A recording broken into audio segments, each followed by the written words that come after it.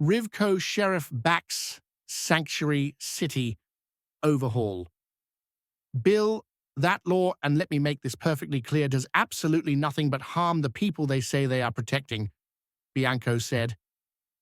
Riverside CA calling it essential for public safety, the state Senate minority leader and other advocates, including Riverside County Sheriff Chad Bianco, unveiled a proposed overhaul of California's sanctuary state law Friday.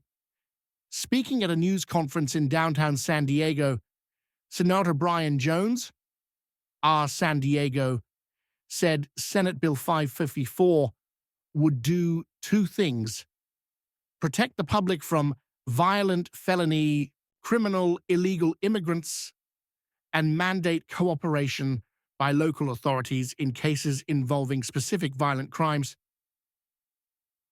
Jones's proposal is a response to State Senate Bill 54, passed in 2017, which limits local and state law enforcement agencies' involvement in federal immigration enforcement. According to Jones's office, SB 554 prevents local jurisdictions from further restricting cooperation with federal immigration enforcement beyond what SB 54 already prescribes. It also mandates that local law enforcement cooperate with U.S. immigration and customs enforcement in cases where SB 54 simply allows it, ensuring violent offenders are not shielded from federal immigration authorities. Bianco, who announced his candidacy for governor earlier this week, said his job as the bill progresses in the legislature will be to impose some common sense, some reason, and some truth to what we are experiencing here in California, particularly because of the failures of SB 54. That law, and let me make this perfectly clear, does absolutely nothing but harm the people they say they are protecting, Bianco said. Bianco said, when SB 54 first passed, we told the legislature of the consequences that were going to happen because of this. SB 554 will absolutely allow law enforcement to make sure that we are able to prevent child molesters, rapists, murderers, robbers who victimize us, who victimize them from being released into our communities, Bianco said.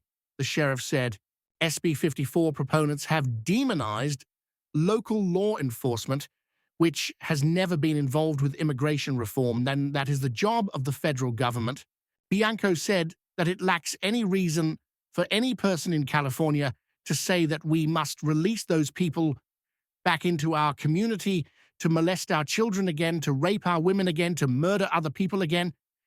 He asked supporters to be as loud as they possibly can in Sacramento to these tone-deaf people in that building that do not care about the safety and security of their constituents. As he stood outside the San Diego County Administration Center before a podium with a sign reading "Safety Before Sanctuary," Jones said a group of protesters who gathered at the event and other critics hadn't read his bill. Those protesting could be heard shouting, "When we fight, we win." Jones said that several months ago, the radical Democrats on the San Diego County Board of Supervisors passed an ordinance describing the county as a super sanctuary county to protect the most dangerous illegal immigrants in county from deportation. Last December, supervisors voted 3-1 to restrict the use of county resources for federal immigration enforcement. Former board chairwoman Nora Vargas said the policy is designed to ensure local resources are focused on addressing the county's most urgent needs, while protecting families and promoting community trust. Jones said the policy effectively prohibited law enforcement from handling criminal offenses by undocumented migrants, making it easier for them to return to the county and continue their crime spree, regardless of how many felony convictions they have. Jones represents the 40th District, which includes numerous cities and communities in San Diego County. Seni. Rosalicie Ochoa Bogue, RivCo, said everyone should feel secure regardless of their background and that neighborhoods should be the sanctuaries for families. Ochoa Bogue, co-author of SB 5554, said the bill would create a safer environment, including for undocumented families who deserve protection from those who wish to harm them. Ochoa Bogue said many people believe sanctuary policies were created with noble intentions to protect law-abiding, hard-working, undocumented immigrants. However, when those policies extend protections to undocumented, violent criminals, they undermine public trust and safety for all residents, including those they are meant to protect.